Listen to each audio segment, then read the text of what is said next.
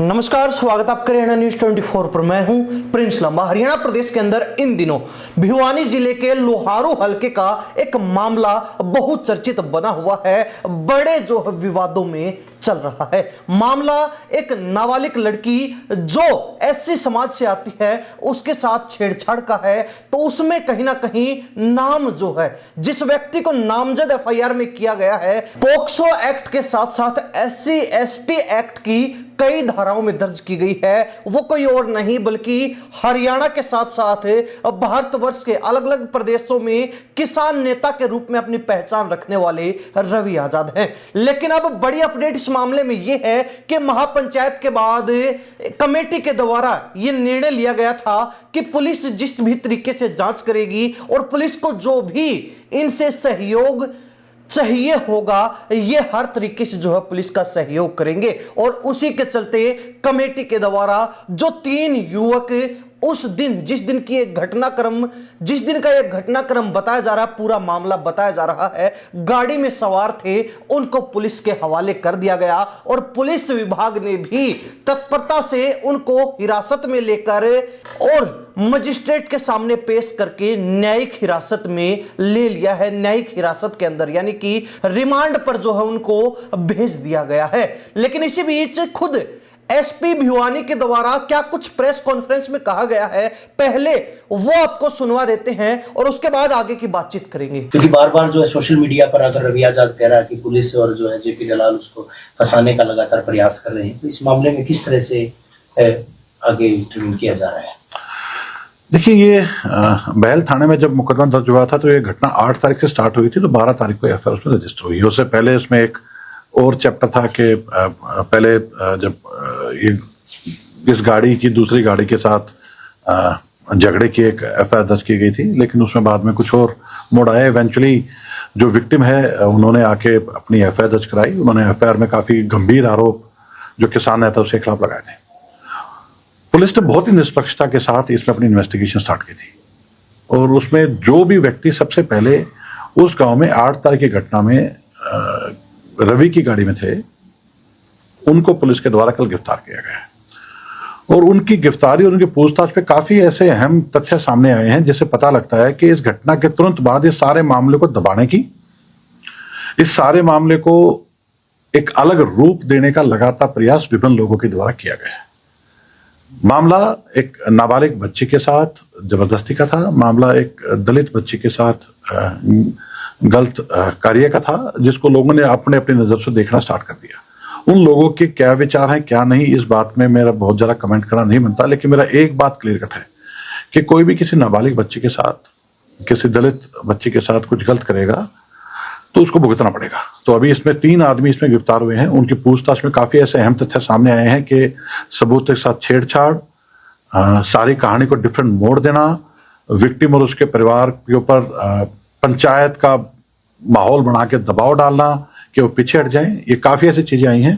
तो और भी इसमें जो साक्ष्य इकट्ठे होंगे, एक SIT इसमें बनाई गई है जो कि DSP सिवानी श्री आर्यन चौधरी और उनके साथ एक लेडी इंस्पेक्टर और SHO बहल, इनकी अध्यक्षता में की जा रही है। वो अपनी इन्वेस्टिगेशन कर रहे हैं, जैसे तथ्य आएंगे वो कार्रवाई करेंगे।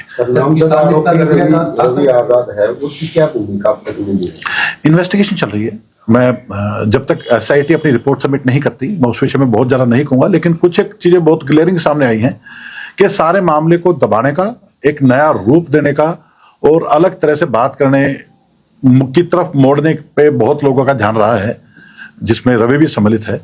और इस बात की तरफ के एक नाबालिग बच्ची को बहला फुसला के गलत उसके साथ कार्रवाई हुई है, उसकी तरफ मेरे ख्याल में लोगों का ज्यादा ध्यान होना चाहिए। बच्चियां सबके बराबर होती हैं, उसमें आप ये नहीं कह सकते कि ये ऐसा है वो ऐसा है। तो वो एक इन्वेस्टिगेशन चल रही है। Let SIT complete its investigation और जो भी इसमें किसी तरह की भूमिका अदा करता होगा उसको अकॉर्डिंगली उतनी ही सजा उसको दी जाएगी। पीड़ित परिवार है जो डरा सहना हुआ है, वो कह रहा है कि नामजद आरोपी जो है रवि आजाद है, उसकी अब तक गिरफ्तारी नहीं हुई, 10 दिन हो गए। मैं आपको फिर एक बात रिपीट करूंगा, SIT अपनी इन्वेस्टिगेशन कर रही है, उनको इन्वेस्टिगेशन करने दीजिए। ठीक है, बात ये आपकी ठीक है कि इस घटना को 12 तारीख के बाद आज करीब 8-9 दिन हो गए हैं। एफआईआर दर्ज होने के बाद। लेकिन एसआईटी बना रही है और एसआईटी बहुत ही गंभीरता के साथ अपनी इन्वेस्टिगेशन कर रही है, तो मुझे नहीं लगता कि जब तक वो अपनी इन्वेस्टिगेशन कंप्लीट कर लें तो किसी तरह की बात मुझे इस विषय में बोलनी चाहिए। सर एक अहम बात, प्रारंभिक तौर पर रवि आजाद ने खुद पंचायत में कहा था कि उसकी गाड़ी इन्वॉल्व नहीं थी, एक्सीडेंट हुआ था, लेकिन उसके बाद रातों रात गाड़ी को दुरुस्त करवाया गया था। उसके बाद अब कल एक वीडियो जारी करके कहा है कि उसकी गाड़ी जरूर वो लेकर के गया था, उसका ड्राइवर लेकर के गया था। उसके बाद कहानी को पलटा गया। देखो यार, ये हम सभी जानते हैं, एक झूठ को छुपाने के लिए 100 झूठ और बोलने पड़ेंगे, ये वही कड़ी चल रही है। तो मैं इसको बात को विराम देते हुए एक ही बात कहूंगा कि अपराधी को इतना बड़ा आदमी नहीं होता कि उसके बारे में इतनी बातें की जाएं। उसने जो काम किया, जो कुकृत्य किए हैं, उसकी सजा उसको कानून देगा। एक सवाल सर, रवि क्या जांच में सहयोग कर रहा है? जी, मैं आपको फिर कह रहा हूँ, एसआईटी को इन्वेस्टिगेशन करने दीजिए। Let SIT complete its investigation. जो भी तथ्य आएंगे आपके साथ साझा किए जाएंगे, प्रेस नोट इश्यू किया जाएगा। तो सुना आपने एसपी भिवानी को, जिन्होंने इस मामले में स्पष्ट रूप से यह बात कह दी है कि कोई अगर निर्दोष होगा तो वो बेवजह इस मामले में नहीं फंसेगा, लेकिन जो कसूरवार है या फिर जो भी जांच के आधार पर दोषी पाया जाता है उसको भी बख्शा नहीं जाएगा।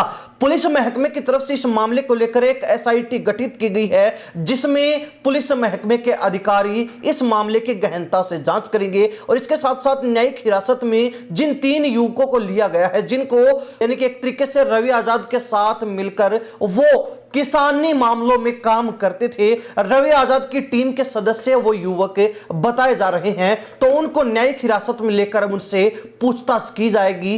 और इस मामले में जो कुछ आरोप रवि आजाद पर लगे हैं या फिर जो भी आरोप लगाकर एफआईआर दर्ज करवाई गई है, उनमें कितनी सत्यता है, वो सही है या फिर गलत है, इसकी भी जो है तफ्तीश की जाएगी। और पुलिस महकमे के अधिकारियों ने यह स्पष्ट कर दिया है कि यह मामला जो है काफी पेचीदा है, इसको बड़ी गहनता से जो है और आराम से जांच करके सुलझाया जाएगा, क्योंकि इस मामले में कोई बेकसूर फंसना नहीं चाहिए और जिसका दोष है उसको छोड़ा नहीं जाएगा, उसको पुलिस महकमा किसी भी सूरत में नहीं बख्शेगा।